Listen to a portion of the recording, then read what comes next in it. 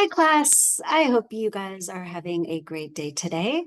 I am back with you to finish talking about the play Death of a Salesman by Arthur Miller. Okay, so this is the second video I'm recording on the play.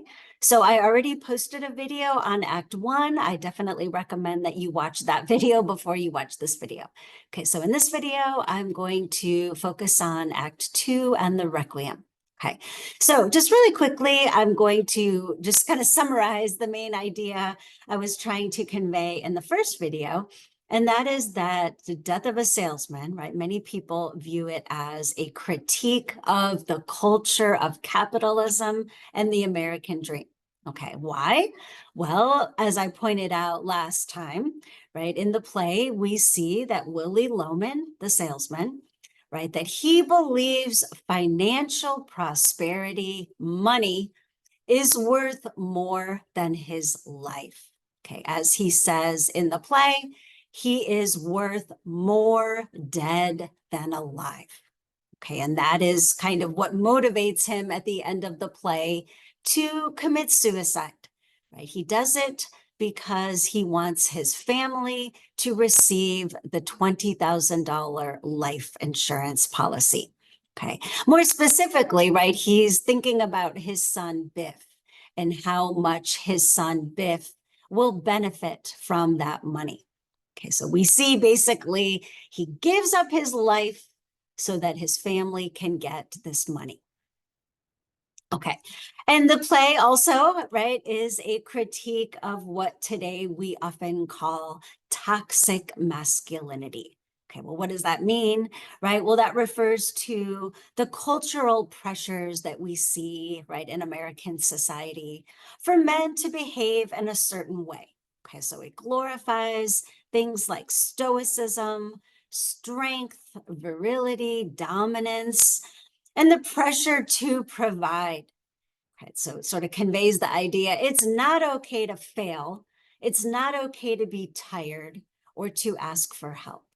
Okay. And we see all of those things in Death of a Salesman. Okay. Now, today, I want to say a little bit more about the two major dramatic categories I mentioned last time, tragedy and comedy. Okay, so this play is a tragedy, right? It ends with a death, right? The death of the main character, Willie Loman. Okay. Now, some people, right, have actually argued that Death of a Salesman is not a legitimate tragedy. Okay, that this play does not move us to tears. Okay, well, why would they feel that way? Well, that results from the idea that Willie Loman is a loser, right? A social martyr, a nut, and that, he's not the kind of person that will evoke those emotions in us because he's just a loser. Okay. So let's say a little bit more about tragedy then, right? So Aristotle believed that tragedy was the most noble of all art forms, right? Okay, that was, 4th century BC when Aristotle was writing. But even today, right, if you think about the kinds of movies that are usually the most popular, right, the kinds of plays that are the most popular, often it is the tragedy. Okay, so just an example, right? Remember the movie Titanic? Okay, so, it's like a 3-hour movie. It's a pretty big time investment, very long. And I think that we all go into that movie knowing the boat is going to sink, the people are going to die. We know how it's going to end. Why then do we sit there for 3 hours, right, going through this? Okay, well, right, according to Aristotle, again, the Greek philosopher who wrote during the 4th century, right, he focused on tragedy and how it's constructed and how it affects us. And he had this idea that catharsis, that is what we get when we experience a tragedy, that catharsis is the goal of art. Okay, and that can explain maybe why we'll sit through a 3-hour movie that we know is going to end very sad. Okay, so what is catharsis? Okay, it's a Greek word and it means purgation, purification. So the idea is that when you're watching a tragedy, right, it evokes these feelings in us, pity and fear.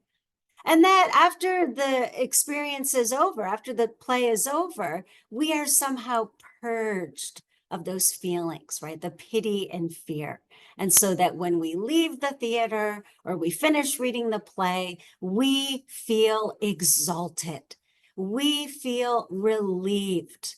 We've gone through this like emotional roller coaster, right? Have you ever heard the expression, a good cry? Right? So we've gone through this tragic experience. We feel purged of pity and fear, and we feel relieved. Okay, so that's Aristotle's theory, right? Catharsis. Now, he also talks about how the success of the play, right, it hinges on our ability to empathize with the tragic hero, right? We have to somehow identify with this person. Okay.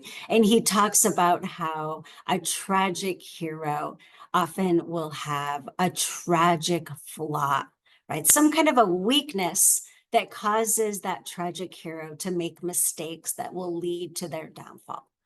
Okay. And if you just think about like a lot of the famous tragedies that maybe you read when you were in high school, right? Shakespeare plays, for example, right? A lot of those tragedies, actually all of those tragedies, the tragic hero has a tragic flaw. Okay, so we might say like Othello, right?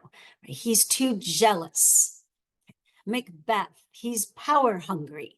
Okay, King Lear has too much pride. Right? Hamlet, he's too indecisive. Okay, so all these tragic heroes, they have a flaw that leads to their downfall. Okay, and that Aristotle also says, right, that the tragic hero, there has to be a recognition. Okay, so right, an essential element of the tragic hero's experience is recognizing what his flaw is. Right, so in other words, he learns something about himself. Right, he achieves like a self-awareness.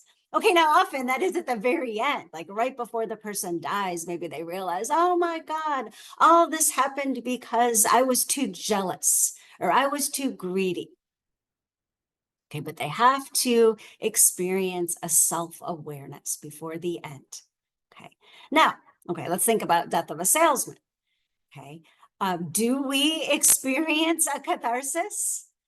You know, when you're reading the play, do we feel pity and fear? Do we have empathy for Willie Loman? Okay. Now, as I said, right, a lot of people after this play came out, they said, no, this isn't a legitimate tragedy, right? We don't feel sorry for Willie Loman because he's a loser. Okay, he's nobody important. And Arthur Miller, right, as you can maybe understand, was very upset by that, right? He was like moved to write an essay, right, in defense of the play. And I linked the essay to our Canvas page, right? The essay was also published in 1949, and it's called Tragedy and the Common Man. Okay, so in the essay, he talks about how a common man, right, a man like Willie Loman, like a broke salesman, right, a struggling man, that we can be as moved by this kind of a person's downfall as we might be by, say, the downfall of a king. Okay, like a king, somebody who starts way at the top and then the tragic flaw, right? After that, they fall from grace. It's a big fall, right? The stakes are much higher for a king, let's just say, than for some broke salesman. Okay. But Arthur Miller says, well, actually, no, right? We can be just as moved in this kind of a story. Right. And remember Linda's line in the play, attention must be paid. Attention must finally be paid to such a person, right? Such a common, flawed person. Okay. So, be thinking about that as you're reading the play. Okay. Do we feel pity and do we feel fear for Willie Loman? Okay. Now I'm going to just say, in my opinion, yes, right? I do judge Willie Loman. I see the flaws that he has, but I also feel like I am moved by this play. I do feel both pity and fear. Okay, so I feel like I do have a catharsis when I'm reading and watching Death of a Salesman. Okay, so why, right? Why do I feel pity and fear? Well, I feel there's a number of instances in the play where I really feel pity for Willie Loman. Okay, so some of those, let me just give some examples, right? From Act Two, I'll try to focus on Act Two, right? So remember when he goes to talk to Howard, right? His boss, his current boss, and he's explaining to him how tired he is. You know, he's 63 years old. He's been working for this firm for 36 years, you know, traveling all over the US, driving, selling things, and now he's tired. And he's just asking, can I just now work, you know, from the office, you know, not have to travel any longer. Okay. So he's kind of reaching out, asking for help, which is very difficult for him to do. And how does Howard respond? Well, you know, he asks him, where are your sons? Why don't your sons give you a hand? You know, and then Willie's like, oh, they're, you know, working on a very big deal, which we know is not really true. Okay, but I feel pity in that moment, right? I feel pity that Willie Loman doesn't have anyone that can help him out, right? He's got two sons in his 30s and they are not available to help him. And I feel bad. And then, right, it gets even worse because, you know, as we see, Howard fires Willie. Okay, so again, after all these years, right, more than half his life working for this company, right, he is spit out. Okay, so we kind of get the sense like systems and corporations are bigger and more important than the individual. And that is an assault on Willie Loman's sense of personal dignity. Right. And that's what Arthur Miller brings up in that essay, right? That the tragic feeling is evoked in us when we see the character's dignity being assaulted. Okay, so I feel a lot of pity there. And then, right, we see Willie Loman reaching out, right, when he's talking to his brother, Ben, right? His brother, Ben, who was very successful, made a lot of money, right? As I mentioned in my first video, Ben really seems to symbolize the American dream. Right? He starts with nothing and he gets rich. And again, we see again like how he exploits, right, these places, Alaska and Africa, of their natural resources. He also, we see, lies and cheats and steals. Okay, so not a very fine person, this character, Ben. But Willie Loman is feeling very desperate at this moment in his life, and he's like reaching out to his brother, and he says, and I'm just reading from the play here, Ben, nothing's working out. I don't know what to do.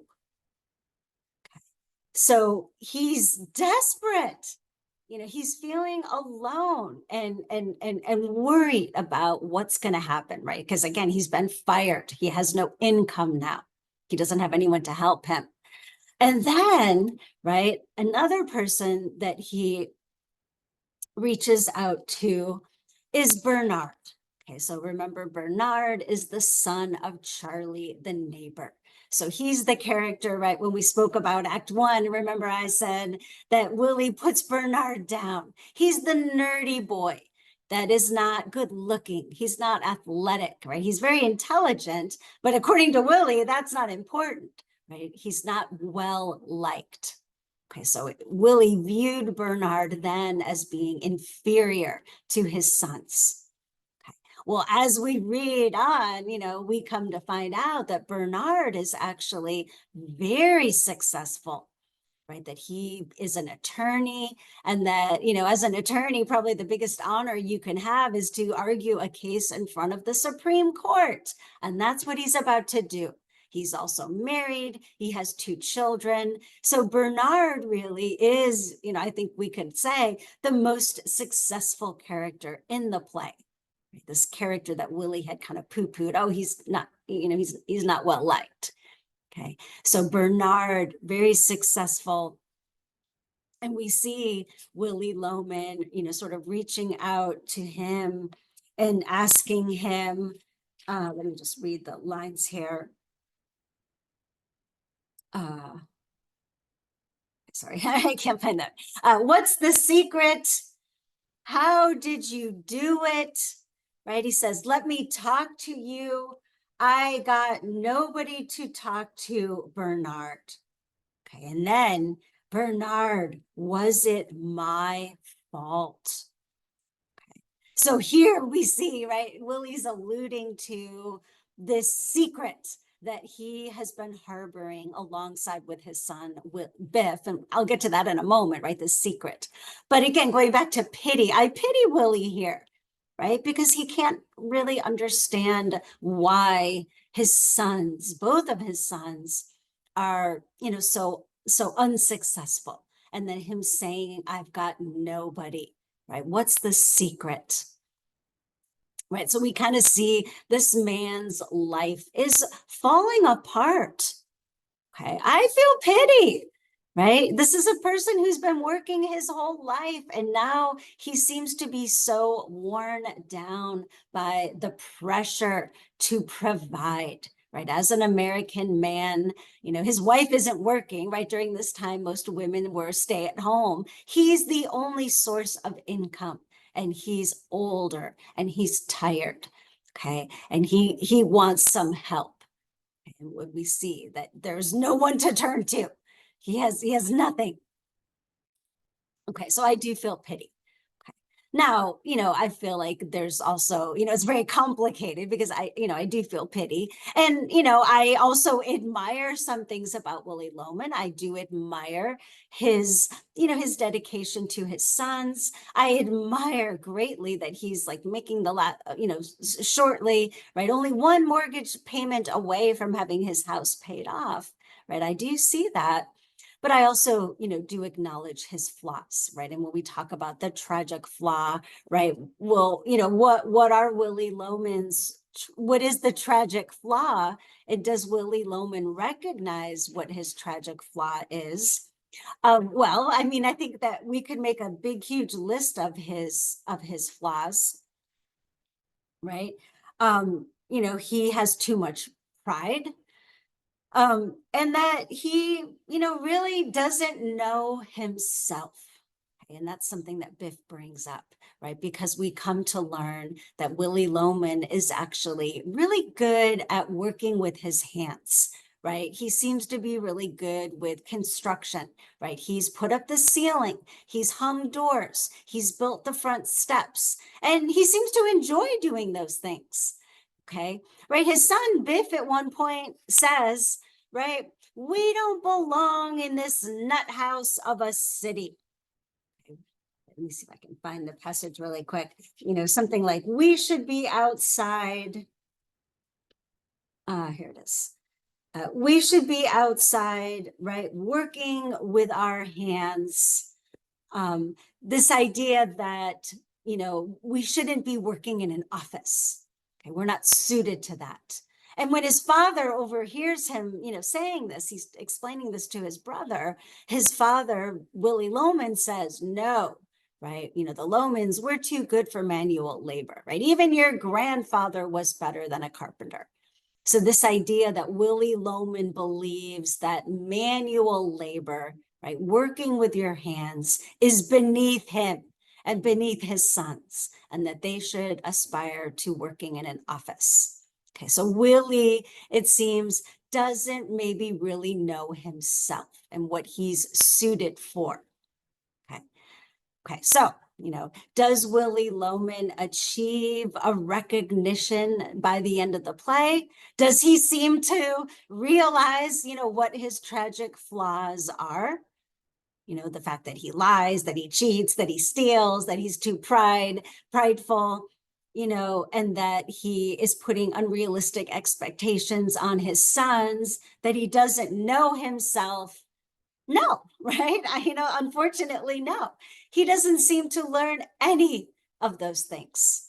Okay, so he drives off to, to crash his car to end his life, and he still filled with these illusions about his son, and also illusions about himself, right? Because we see that he's imagining his funeral and how massive it's going to be, right? With all these people coming, and that his sons will finally see, how well liked he is, how popular he is. Okay. Now, of course, we see in the Requiem, how many people come to Willie Loman's funeral. Nobody, right? His immediate family, his wife, his two sons, his next door neighbor, Charlie, as well as, Charlie's son, Bernard. That's it. And it's, I think, very sad. And when we see at the funeral, Linda says, "Why didn't anybody come? Why did nobody come to pay tribute to Willie Loman?" Okay, so we see that Willie did not know himself, and that he never recognized his flaws. So is he the tragic hero? Well, according to Aristotle's definition, not really, because he doesn't have that recognition. Okay, so does that mean this play isn't a tragedy? Well, I would say no, actually, because I think that we could create a persuasive argument to say that the real tragic hero of Death of a Salesman is Biff, the son, right? The 34-year-old son, that maybe, right, our focus should be on him.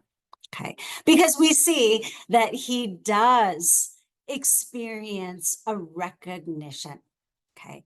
Now, I don't think in the first video we like, I alluded to the secret, the affair, right? I think that in Act 2, when we see that scene, right, the scene where Biff walks in on his father and this other woman, right, and we see the profound effect that has on Biff, right? He goes to Boston to talk to his father because he believes that his father will be able to solve the problem that Biff is experiencing, which is that he had failed the math test, and that his father, right, his hero, right, he'll be able to talk to the math teacher, and that, that he'll make it right, that either he'll take the summer class, or just that the math teacher will maybe give him another chance. Okay, but he feels like his father will solve the problem, right? And then when he goes there and finds out that his father, he sees the father with this other woman, right? And that he's actually given this other woman brand new stockings, right, that should have gone to his mother. We see this tragic disillusionment in Biff, right? The tears that he cries, and the way he calls his father a liar, right? A phony little fake. And it's very, I think, dramatic how much this experience affects Biff, because we see such a change in him, right? He doesn't finish the math test, right? He doesn't transfer to the University of Michigan. He doesn't continue with his football career, right? He was going to be going to the University of Michigan on a scholarship. All he had to do was take the math class in summer school, right? Problem solved. But he doesn't. He gives up, right? So we see his own ego and ambitions that were previously sustained by his idealization of his father, that it all just collapses. Okay, so that's why he's been floundering, right? Shifting from job to job, right? Also, we learn that he went to jail, right, for shoplifting, right, for stealing. Also, something that his father encouraged him to do when he was young, and so, but by the end of the play, we do see in Biff a recognition, right? So at the end of the play, right, the very last scene where the whole family comes together for the very last time, right? They're in the kitchen, and right in that, it's a very moving scene where we see Biff really break down, and he acknowledges his flaws, right? He says things like, "I'm a dime a dozen. I'm not a leader of men. I'm nothing." So he is willing to admit his vulnerability, right? Which is something that we see that Willie is never really able to do. So Willie never comes clean, right? He never, acknowledges the affair, for example, right? And all this time that Willie has been borrowing money from Charlie, right, the neighbor, who offers him a job, right? Interestingly, Willie won't take the job, but he'll take the money, right? And I think that has to do with his pride. Okay, but Willie never acknowledges any of that. So I do feel like it is reasonable and fair for us to talk about Biff as being the true tragic hero, right? Because he does have that recognition, right? And then, of course, we get to the Requiem, right, the funeral. And some critics have remarked that, why did Arthur Miller include this? Why didn't he just end the play at the end of Act Two? Okay, why tack on this Requiem?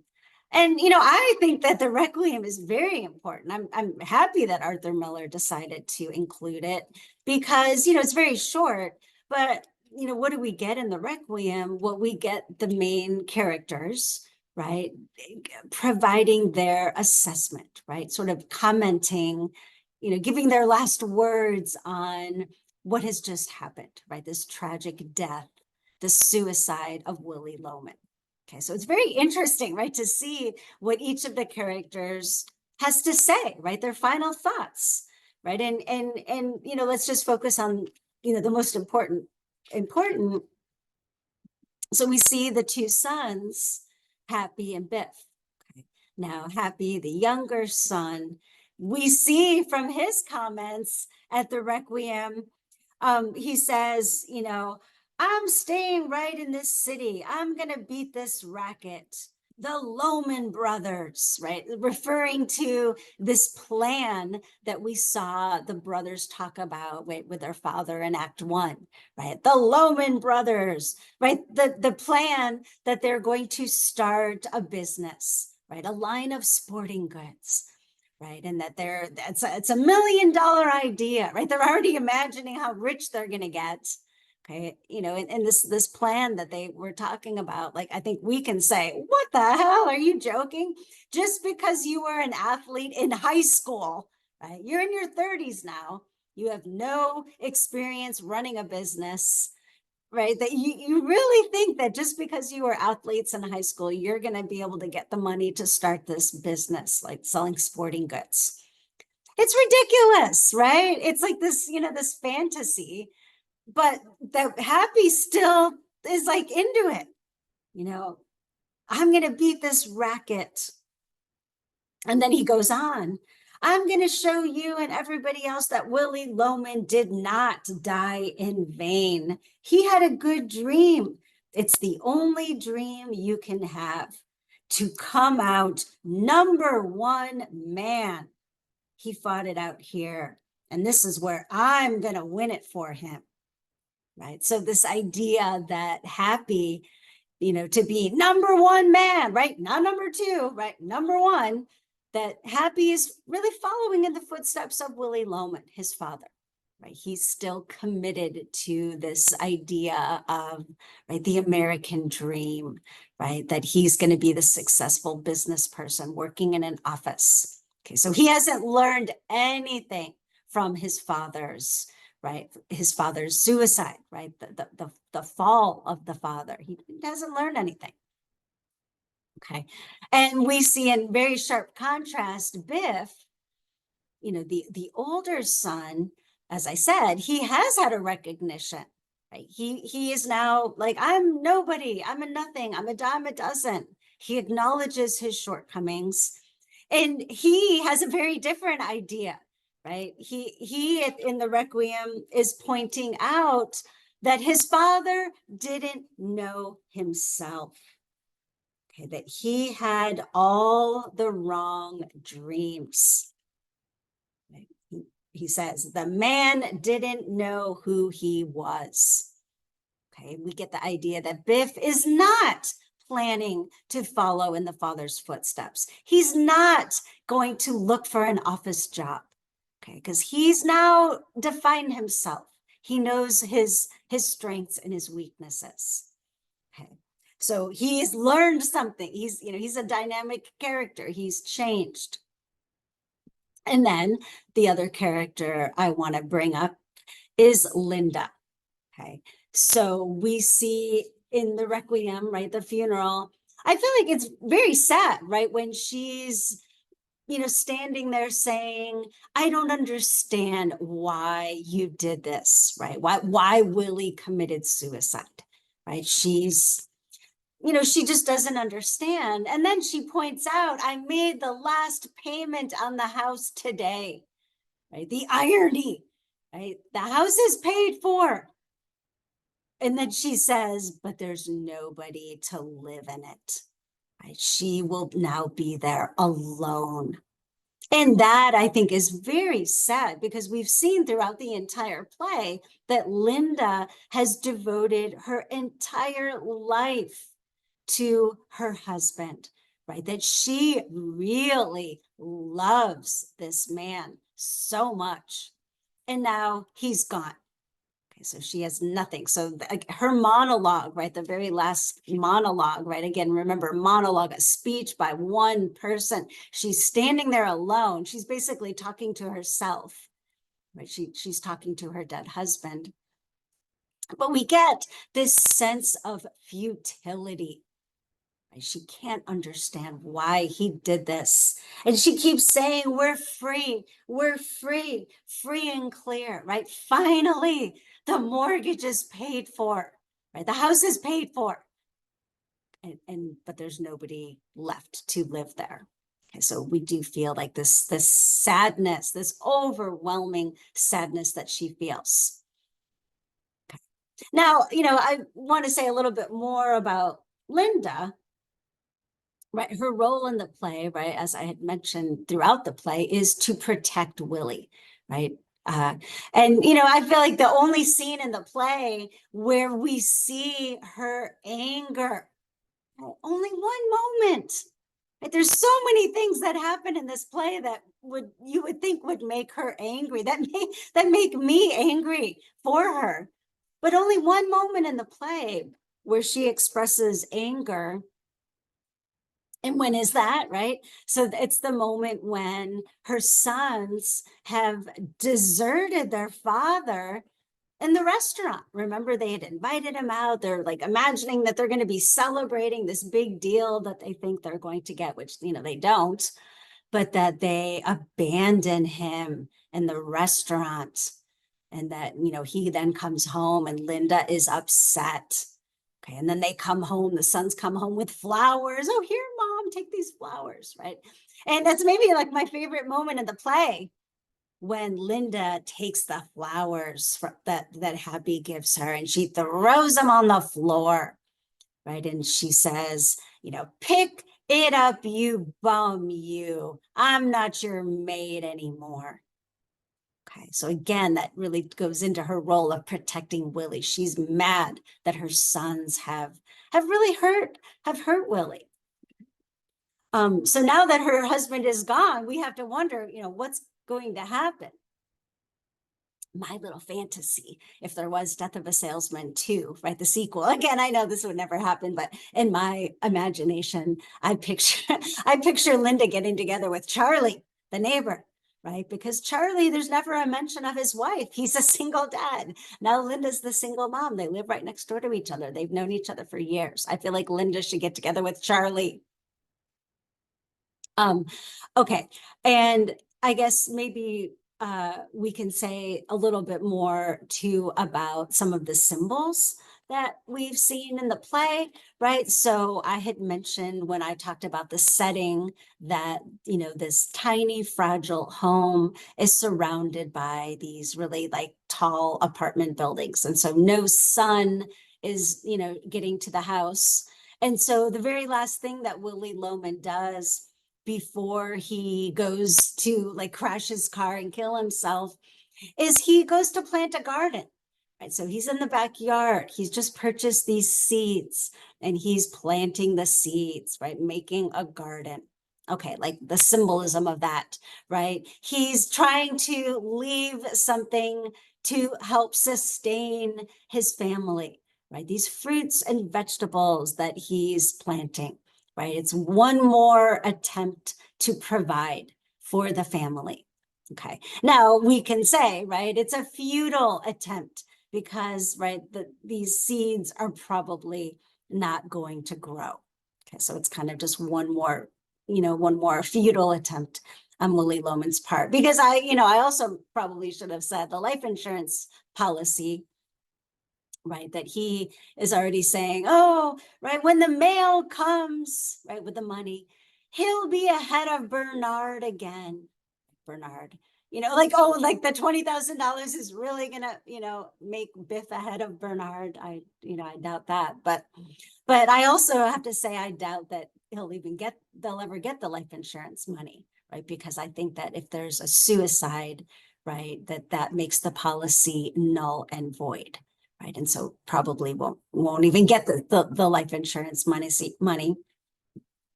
Another symbol that we spoke about, the stockings, right? So those would be a symbol of betrayal, a symbol of Willie's guilt.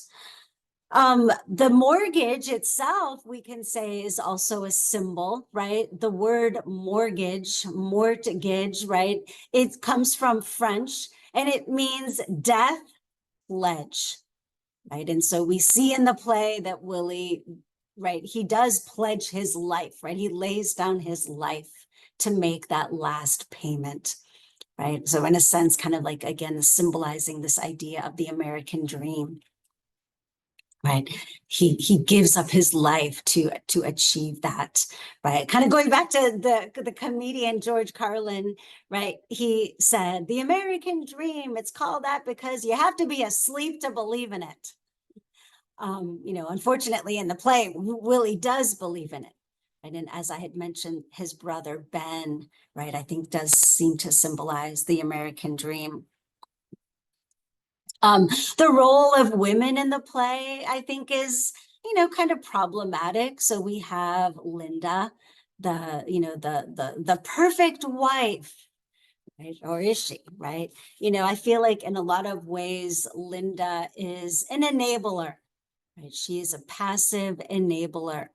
Um, she didn't talk to her husband when she suspected that he was suicidal. There were more than one thing that she could have brought up, the car accidents, right? That nipple on the furnace. And she never brought it up because she was so afraid of assaulting his sense of dignity, right? His pride. She was too embarrassed.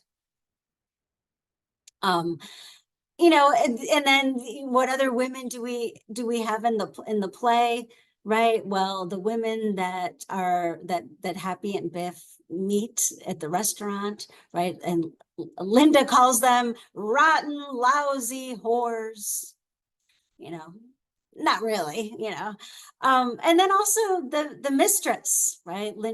Willie's mistress, right? She's asking him for stockings.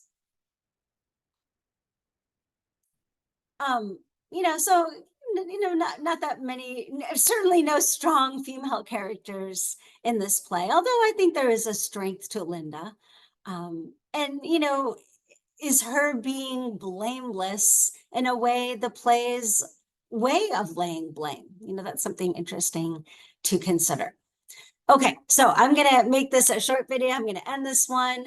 I look forward to reading your comments on the discussion board, right? I have 2 questions for you for Death of a Salesman. So I look forward to reading what you have to say. I hope you enjoyed the play. And then next week, we're on to the novel. Okay, so I'll see you next time.